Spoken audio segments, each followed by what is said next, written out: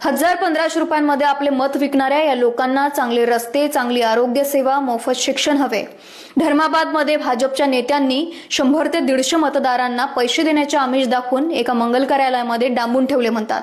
आपण या नेत्यांना शिव्या देऊ, त्यांना प्रश्न विचारू, त्यांच्यावर कारवाईची मागणी करू, पण लोकशाहीचा गळा घोटणारा खरा दोषी कोणी असेल तर तो असा मतदार आहे जो 4 नोटांसाठी आपले 5 वर्षांचे भविष्य विकून येतो।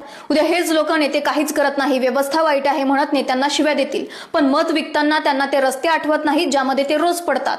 मत विकताना त्यांना गळणाऱ्या शाळा दिसत नाहीत, मत विकताना त्यांना रुग्णालयांसमोर असलेल्या रांगा दिसत नाहीत।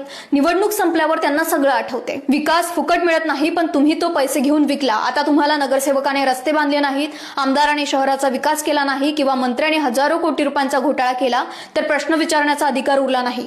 आणि हो, गरिबी आहे म्हणून मत विकले असे तर बिलकुल म्हणू नका, कारण दारूंच्या बाटल्यांसाठी आणि साड्यांसाठी मत विकणारे सगळ्यांनीच बघितले असतील।